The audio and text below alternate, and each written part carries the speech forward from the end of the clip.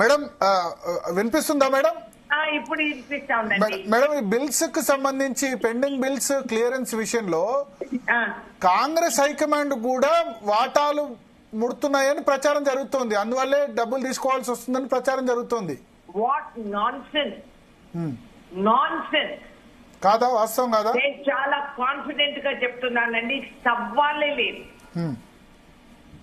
సవాలే లేదు.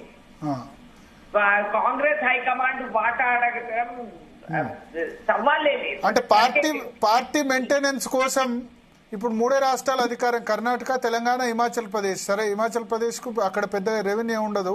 సో తెలంగాణలో ఇక్కడ మేము కొద్దిమంది మంత్రులు ఓపెన్ గా చెప్తున్నారు అని చెప్తున్నారు. మంత్రులు అనుభవం ఉందా లేదా, వాళ్ళు ఏం మాట్లాడుతున్నారు, అది నిజమా కాదా? మీరందరూ ఇట్లా ఇష్టం వచ్చినట్టు సవాళ్లు విసిరేసే, సారీ, చాలా శోచనీయం. మేమంతా కూడా కేంద్ర మంత్రులుగా చేసిన వాళ్ళమి. ఒక రాష్ట్రం కాదు, యావత్ భారతదేశం use to report to me as minister.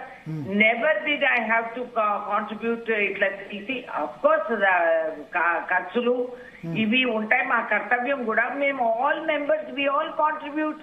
ఇప్పుడు రేపు అహ్మదాబాద్ లో మాకు మీటింగ్ ఉంది, మేము అందరం కూడా దాంట్లో మేము we have to contribute. Official గా కాంట్రిబ్యూట్ చేస్తాం, రిసీట్లు దొరుకుతాయి మాకు.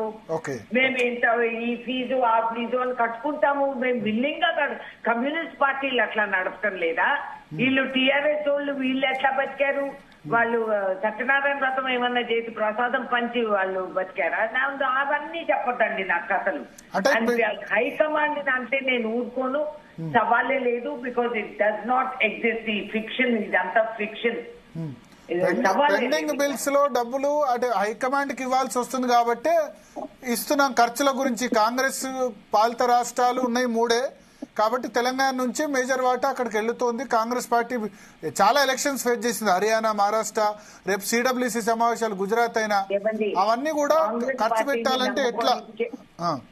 నేను చెప్పనా, కాంగ్రెస్ పార్టీకి ఇప్పుడు కూడా we have lot of people in lot of good positions who contribute to us. అది ఒఫీషియల్ గానే జరుగుతుంది, మీకు తెలుసు.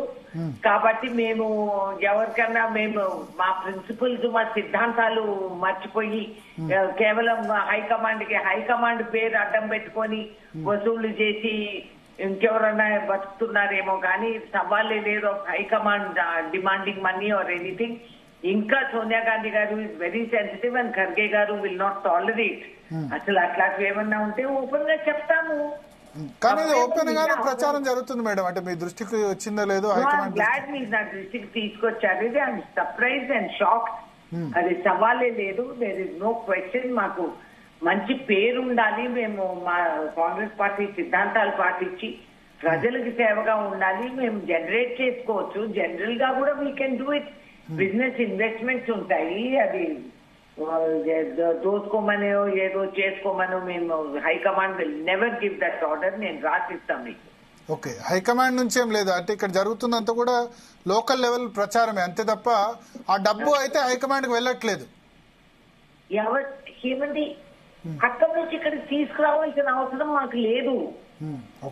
ఓకే, వాళ్ళు పెట్టే ఖర్చులు వాళ్ళు పెట్టుకోవాలి. We know that the state has to run, అది మాకు ప్రయారిటీ. కానీ హైకమాండ్ మెయింటైన్ చేయడానికి ఏమంత అవసరాలు లేవు. మాకు ఉన్నారు, ఇంకా బెనిఫిషియర్స్ ఉన్నారు, ఇంకా డొనేషన్స్ ఇచ్చేవాళ్ళు ఉన్నారు, ఇంకా మేము ఇన్వెస్ట్ చేసిన రెవెన్యూస్ ఉన్నాయి. కాబట్టి we don't need this. It's very wrong. Okay okay okay so overall గా మీరు ఏం చెప్తారంటే ఇప్పటి వరకు